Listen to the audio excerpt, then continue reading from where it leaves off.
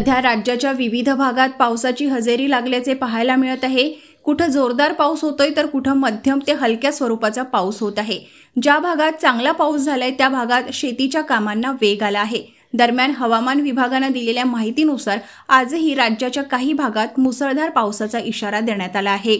हवामान विभागाने दिलेल्या माहितीनुसार आज राज्यातील कोकणसह संपूर्ण विदर्भात पावसाचा येलो अलर्ट जारी करण्यात आला आहे। आज कोकणातील रत्नागिरी आणि सिंधुदुर्ग या 2 जिल्ह्यांसाठी पावसाचा येलो अलर्ट जारी करण्यात आला आहे। आज संपूर्ण विदर्भात पावसाचा येलो अलर्ट जारी करण्यात आला आहे।